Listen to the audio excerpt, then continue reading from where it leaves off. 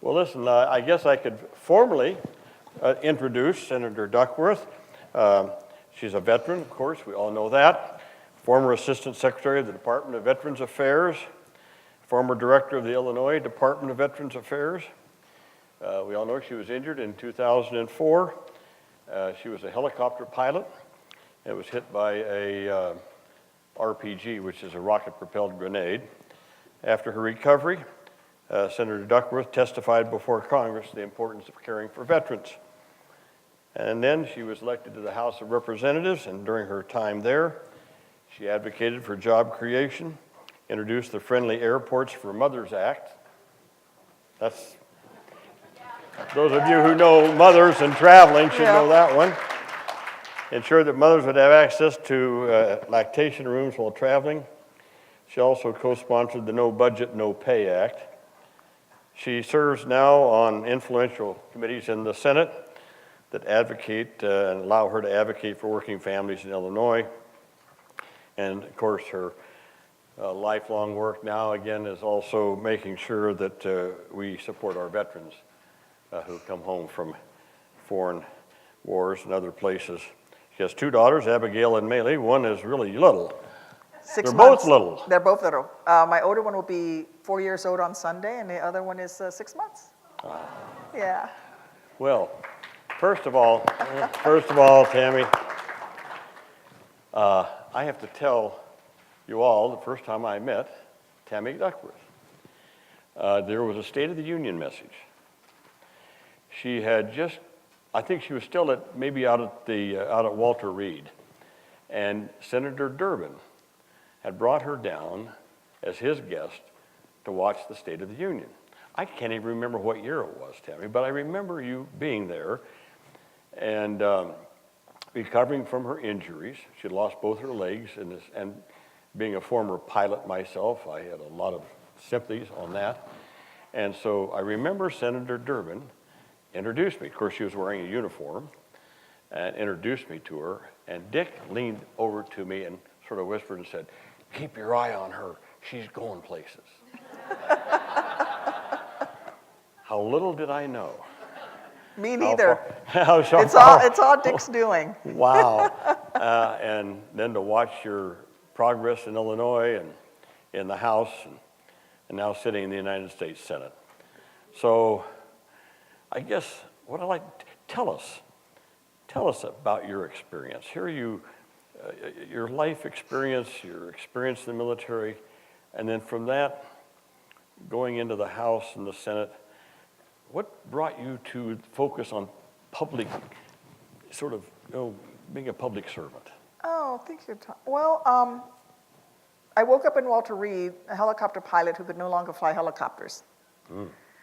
And I didn't have a mission anymore. And I knew I wanted to serve my country, and I had always planned on serving my country for an entire military career. And I was at Walter Reed. I happened to be the highest ranking amputee for about 6 months, amputee patient. And there was a lot of issues, as you recall, at the time with issues at Walter Reed, because at the time, the Bush administration had planned on us being at war for about 2 weeks. And remember, they said that we would be welcomed with flowers and candy, and nobody expected us to be at war for as long as we were, or that we would still be at war 14 years later. So the administrative system at Walter Reed was never set up to handle patients long-term or even severely wounded patients. And so there were all sorts of issues. Not healthcare. The healthcare was above the best. I got the best medical care anybody could ever have. But it was things like they had no place for moms and spouses to sleep. So my mom, for example, slept on the ICU waiting room floor with 8 other moms for 2 weeks because they didn't even have a couch for them to sleep on. All of these sorts of stuff. And so the other patients started coming to me as the highest ranking amputee to start complaining about these issues. And my husband, also among the spouses, he'd been in the military longer than I had, and so we started just doing what we did as soldiers, which is looking out for each other, and you know this. And I had met Dick Durbin, who made the foolish mistake of giving me his personal cell phone number. And so I just started calling him, and he became the unofficial ombudsman for Walter Reed. And after about 10 months, he said, if you don't think this nation is doing right by veterans, then you need to run for Congress. And that's how I got into politics. He basically said, put your money where your mouth is and do something about it. Much like this class of new congressmen and women who are coming into Washington after this election are just as motivated by health care and pre-existing condition as well. Ordinary people who just got really pissed off. And that's how I got into politics. And here I am. You got pissed off. I got pissed off. I got pissed off that there were spouses sleeping on the floor or wives who had not been paid their husband's salaries, because I had one case where a young woman was 19, her husband was 21. They had a 8-month-old baby. He'd been unconscious in a coma for well over 6 months. And when you're overseas in combat, you get two things. You get hostile fire pay, and you get imminent danger pay. It's $200 extra a month for getting shot at. This is the extra incentive you get. But the military accounting system had messed up, and they thought he was still overseas, so he got all this hostile fire pay and imminent danger pay. 6 or 8 months later, they realized he had been safe at Walter Reed in a coma, and they took it all back. So she didn't get a paycheck. And my husband found her crying in a waiting room because she had no money for diapers, no money for formula, and she didn't know what to do. And he said, let me work the bureaucracy for you. These were the issues we were dealing with at Walter Reed that pissed me off. Wow. Yeah. Wow. You know, it just reminds me, I have to tell everyone here that during my 40 years in the Congress, we had great health care. I could always go out to Walter Reed for whatever, or Bethesda, either one. Now it's just one. Now it's, yeah. And I noticed a lot of my colleagues, all of my colleagues, I guess, just about, would go out and utilize the services of Walter Reed or Bethesda Naval Hospital. And keep in mind, this was all free. Didn't cost us anything. These are all government doctors, they're military doctors, and they loved it. But they would never vote for anything like that for the rest of the American people. That always occurred to me as kind of an odd thing. Right. You know, they enjoyed it, but... Government-run healthcare saved my life. Nah, that's right. That's Yeah. good, yeah, my gosh, yeah. I always thought it was great. I thought the military doctors were just some of the best. I didn't have the serious injuries you had, but the care I got was just great.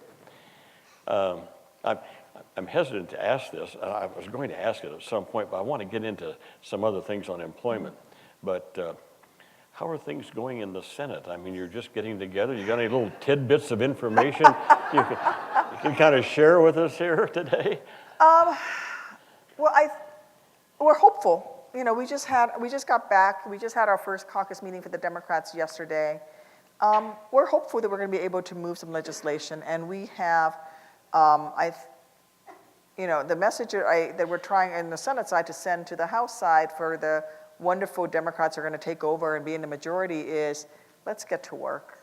Let's get to work. Let's not yield to too much partisanship and make this worse. Send over legitimate bills that we can actually all vote on and pass. Yeah.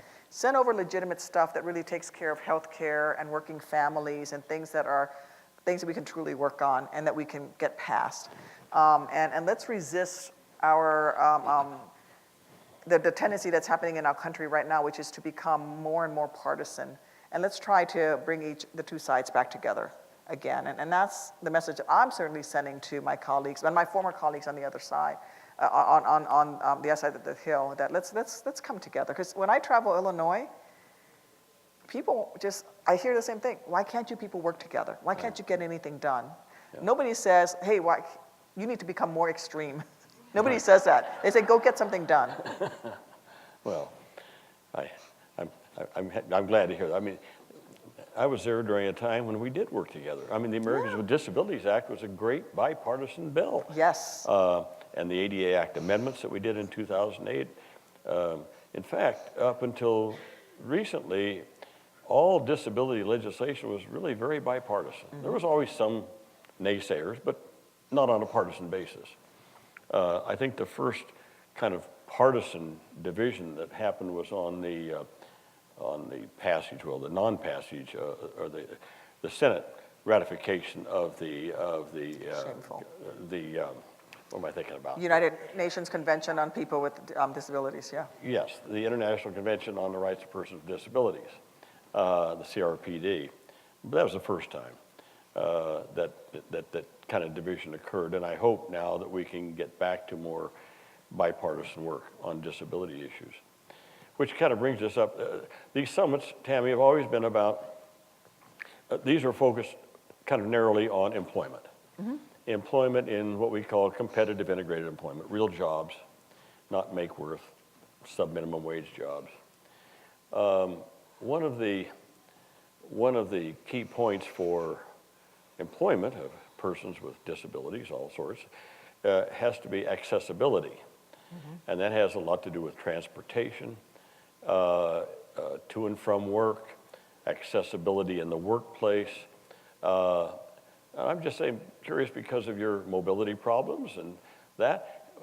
Tell us a little bit about how you see developing in this country a better policy and better forms of integrating transportation for persons with disabilities to get to and from work if they have a job. Sometimes bus systems aren't that good on the local level, and that's where the jobs are, on the local level. Supporting systems. I know you've traveled around the world. Are there other countries that are better than we are? Well, I'll give you an example. If you go to London, England today, you can get a taxi, and every taxi is fully accessible. Not in New York, not in Washington, D.C., not in Des Moines, Iowa, not in Chicago. I mean, just something like that. Now, some cities are moving ahead and trying to narrow that gap. But just talk a little bit about, top of your head, just about that accessibility issue for persons with disabilities, getting work, getting a job. Yeah, I think that it's one of the greatest challenges to, or somebody with a disability being able to get and keep a job, which is transportation. If you live in a major metropolitan area, you generally have better access, and if you live in a suburban or rural environment where you almost have zero access whatsoever. But even in a major metropolitan area, like I've never ridden the subway in New York because it is so poorly accessible. That's right. I've never been on the subway because you almost cannot, it's a crapshoot whether or not the elevator is working or you can get on.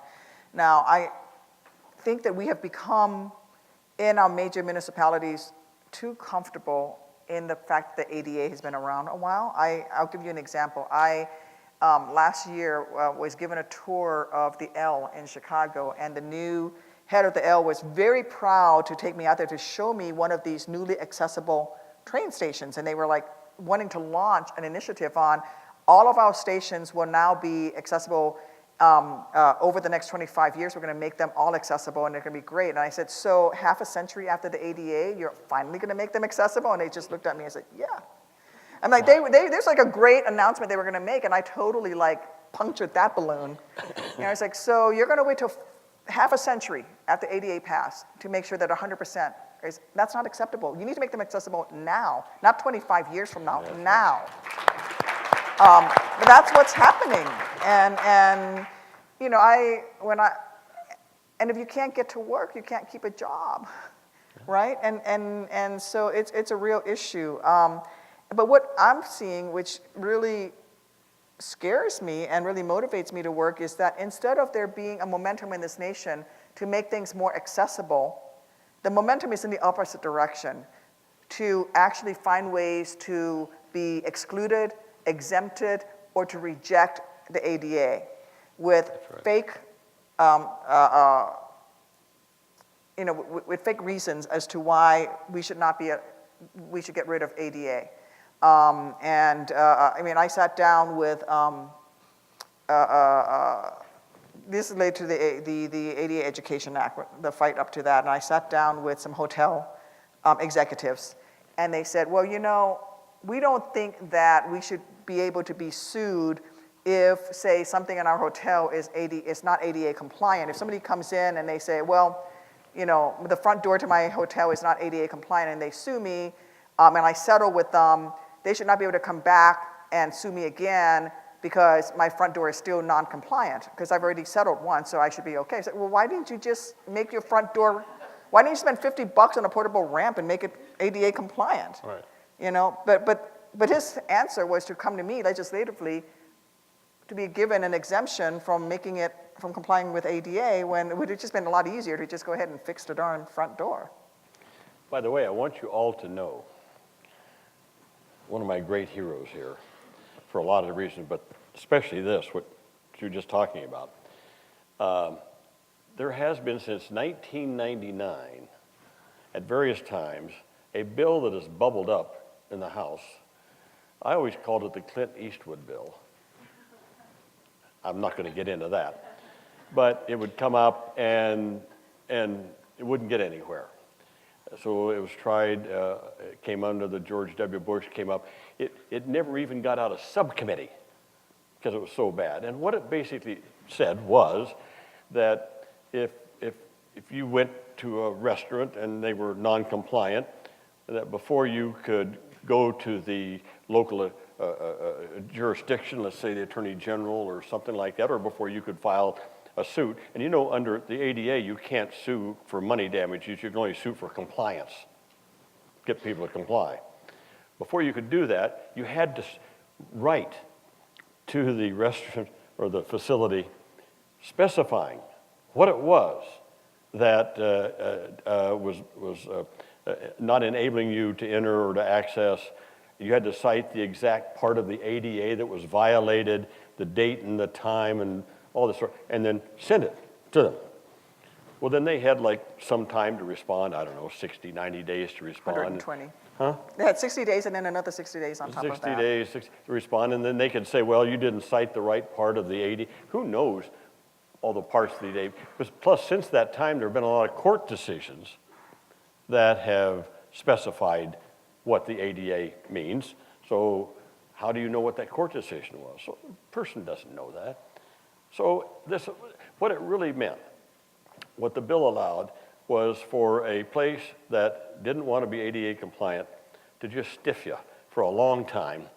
And it rewarded bad actors, because there are places that do modify it, that are fully accessible, that meet ADA standards. But if you were a bad actor and didn't want to do it, you could get by and skate forever. Well, this bill would come up periodically, and it would be in the House and get shot down. Came up under Bush, came up under Obama once, and didn't even get out of subcommittee, even when Republicans were in charge. All of a sudden, much to my surprise, in the last Congress, it comes up in the House. Not only does it get through the committee, it passes the House of Representatives. I couldn't believe it.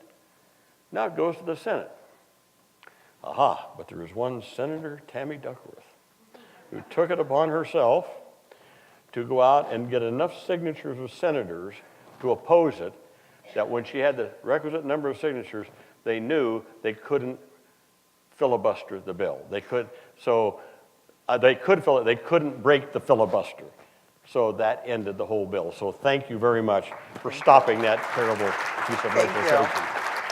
Thank you, Tom. Well, before you retired, you were very gracious to bring me to your office, your Senate office, and told me you were retiring and that you wanted to make sure that somebody helped carry on your tradition and that you were entrusting me with some of that responsibility, and I take that very seriously because you sure did. Thank you. Your legacy in the Senate is, your shoes are big ones to fill, and as you can see, I only have one shoe right now. So I try my very best. But what I found when I talked to my colleagues, and even when I talked to my former colleagues in the House, was a real misunderstanding of what that ADA bill, ADA Education Act was going to do.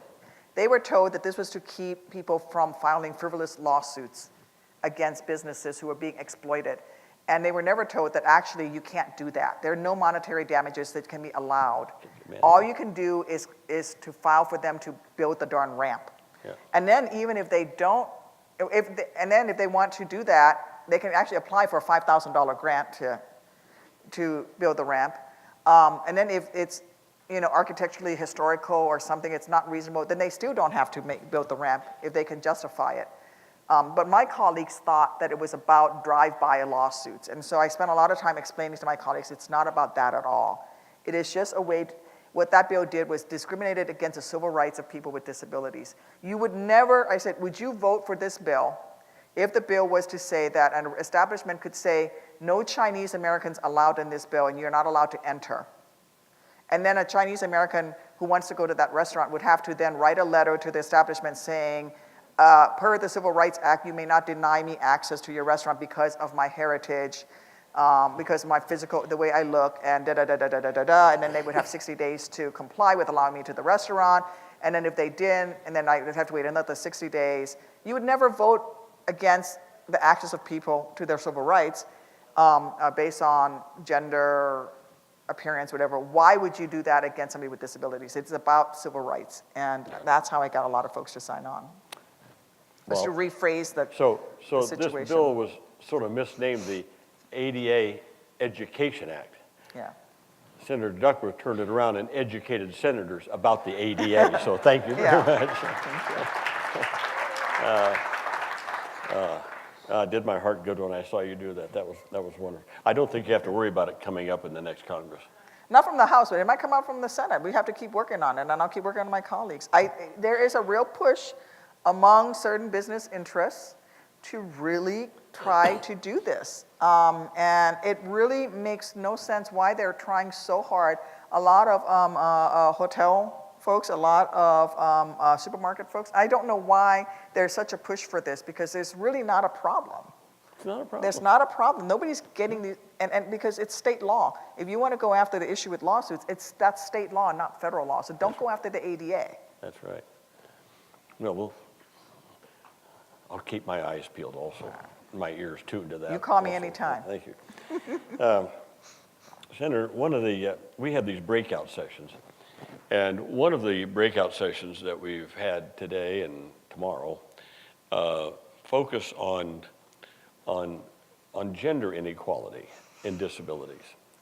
I went to the one this morning, and it occurred to me, I hadn't really, and I admit openly, I hadn't really thought that much about it. I just think about employment of persons with disabilities. But even though there's that discrimination, then there's another discrimination against more with women with disabilities.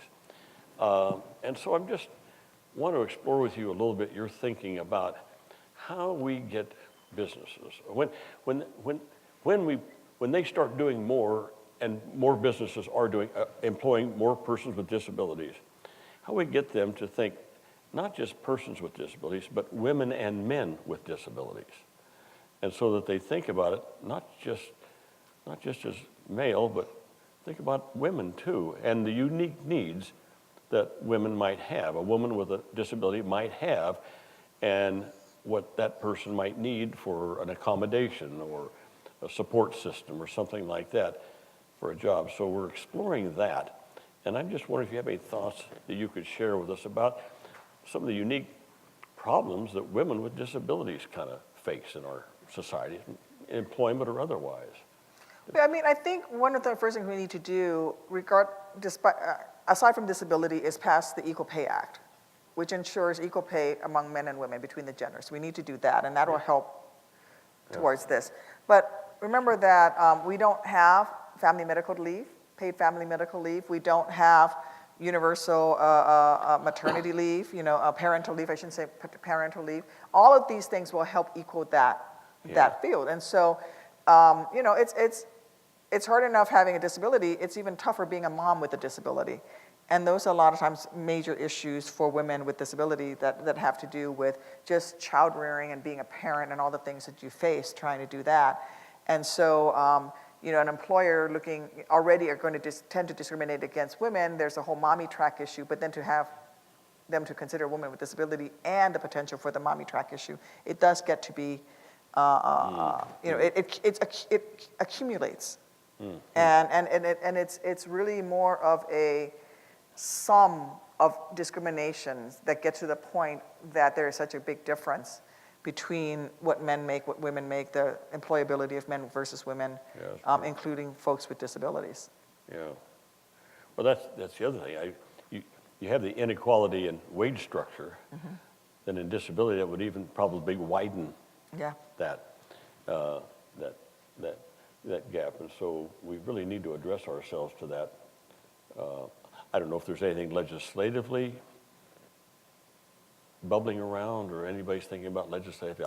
Not specifically when it comes to pay equality or employment as tied to gender disparity among people with disabilities, but I'm willing to take a look at it. I think part of what we need to do is pass, equal pay, universal family leave, Yeah. and really go at it there. But then there are other issues. There are infertility issues, all of those types of issues as well that are a bigger concern for women and men. Women tend to live longer than men, so women with disabilities will have longer long-term care needs than men do, all of those types of issues.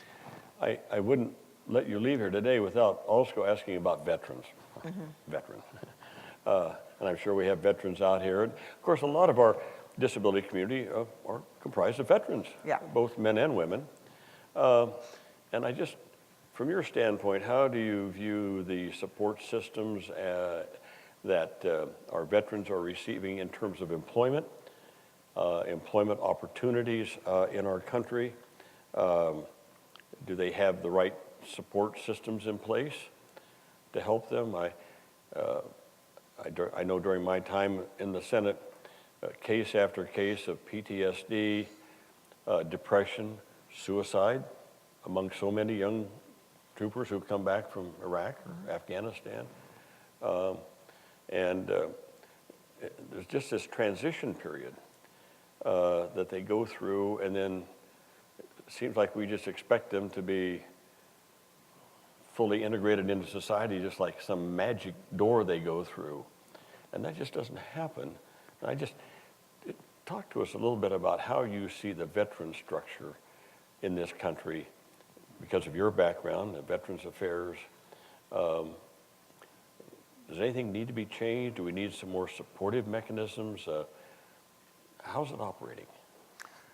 Yeah, it's a very complicated issue. Our military men and women, number one, we need to meet all of their healthcare needs, 100%. Whatever that is, as veterans, we need to meet their healthcare needs, and that'll help with their reemployment ability. And by the way, the biggest factor determining whether or not a veteran becomes a homeless veteran is ability to get a job. It's not actually post-traumatic stress. It's not actually a physical injury. It's actually whether or not they can get a job. Among women veterans, it gets even more complicated because when women are in the military, they make equal pay for equal work. But when they leave the military, they see on average their incomes drop by at least 28%. So they immediately make less money than they used to, which makes it a lot harder to make ends meet. Because in the military, they made equal pay for equal work. So there's that factor as well. So there's a bunch of things that's happening. I passed some parts of a bill that I wrote called the Troop Talent Act. And basically it says that the DoD is responsible for giving military men and women the civilian certification for their military jobs. And this really stemmed from the fact that military men and women have jobs in the military and skills that they have that the civilian world does not understand how to translate into the civilian world. So when they go and they leave the military, there's not a lot of work for tank mechanic in the civilian world. But if you actually translated that skill to be, I'm a diesel engine mechanic, or I'm a heavy equipment operator, as opposed to what the military job is. Also, the military was really failing. Navy corpsmen who are medics, who are doing essentially battlefield medicine in combat zones, never got an EMT license, never got CPR certification from the Red Cross. And so what was happening was when they were coming home, and these guys, after having done basically physician assistant level work, sometimes they were the only medical person in the unit of Marines, they came home and they want to go get a job as an EMT working on ambulances. They actually had to spend their GI Bill money to go back and take courses that they've already done, and then they're shown as having 0 hours on the job experience. Wow. Meanwhile, they'd been keeping literally their buddies alive on the battlefield. It started with, for me, this opened my eyes when my husband, who commanded a transportation unit that was driving hundreds of thousands of miles over the road from Kuwait into Iraq, doing convoy operations, driving big army trucks, tractor trailers, And they were getting shot at, they were hitting IEDs, they were fixing their trucks by the side of the road while the bad guys were trying to kill them, who all had military driver's licenses, had a CDL. So then they come home and they go back to Southern Illinois and they try to get a job as a tractor trailer driver. They were told, you don't have a CDL, you gotta go spend money to get a CDL. And then they were shown as having 0 miles over the road experience. Never mind that each one of them had driven 200,000 miles while getting shot at by the bad guys. And so if we had given them the CDL as soon as they graduated from the Army driving school, all of that time driving in combat would have counted. And this over and over and over again. So we can get them the civilian certification on the front end, then they're building experience so that when they come home, they can get right into a job and they're competitive there. But they can't be competitive if they have a health problem that has not been met. To this date, the Trump administration still has not filled 40,000 position openings at the VA. 40,000 openings at the VA for people who deal with everything from mental health counselors to women's health experts to homelessness initiatives to providing veterans with on-the-job job skills. 40,000. VA still has 40,000 openings that have not been filled. It's amazing. Yeah. 40,000. And I assume that's spread across the country. It's not That's just across the Washington, country. D.C. jobs, no. No, that's across the country. So if you're a woman veteran and you're, in Peoria, Illinois, and you try to go to your local VA and there's nobody working in the Women Veterans Health Center, how do you access the care that you need? I haven't heard about this lately. Oh, okay. This is so interesting. I don't want to wrap it up. Anyway.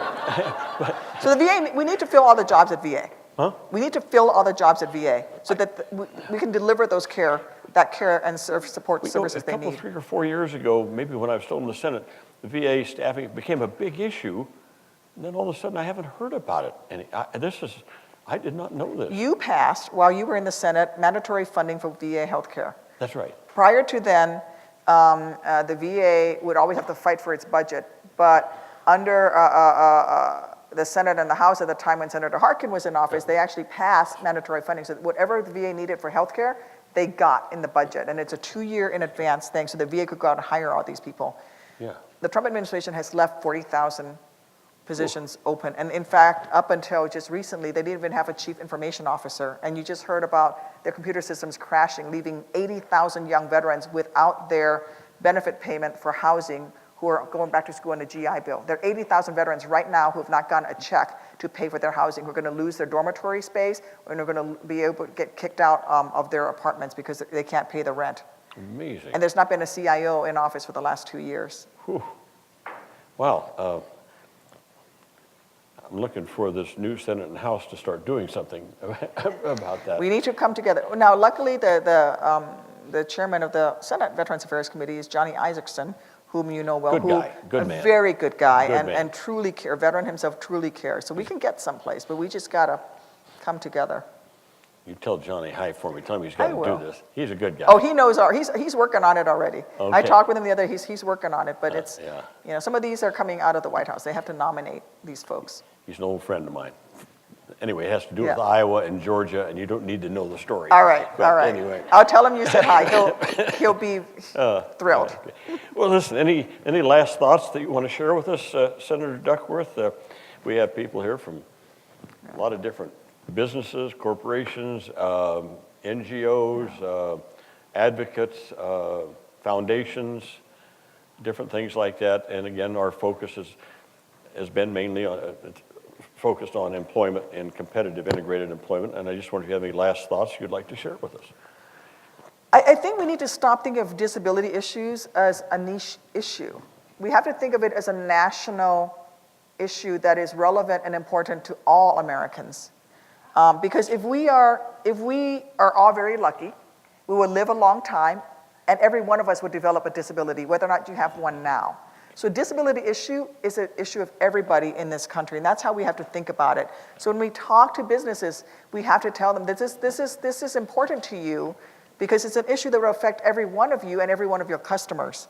And if you truly want to be successful and economically successful, you would want to cater, you would want to solve some of these problems, whether it is getting persons with disabilities to come to work for you because they tend to stay at jobs longer, they tend to be more loyal, they tend to be more productive once they're hired. Your customers are much more loyal. Customers with disabilities are fiercely loyal to those businesses that take the time to support them. This is an economic advantage for you. We've got to change the way we think about this from, oh, I'm just helping this poor person in a wheelchair, to, wow, this is an economic opportunity for my business. That's right. This is an opportunity for me as an HR professional to get someone in here who's going to be with my business for 10 years at a time when people change jobs on average every 3 years. This is an opportunity for me to tap into a market that will be loyal to my product, my services for a long time to come. And so we have to change the way we talk about this. And that's what I'm really trying to, push, so that we stop thinking of this as, oh, those people over there, but more, this is about all of us as a nation. I can't think to end this on a better note than that. Thank you very much. Thank you. Thank you. Thank you. Thank you. Thank you, Tom. Thank you so much. And we're honored by your presence. We're honored by your devotion to your country, your service in the military, and your service in both the House and the United States Senate. And some people always ask me, do you miss it? I say, no, I don't really miss it, because I got good friends there that are doing good work and moving this country forward. I can't think of a better one than Senator Tammy Duckworth. Thank you. Thank you, Tom. Thank you.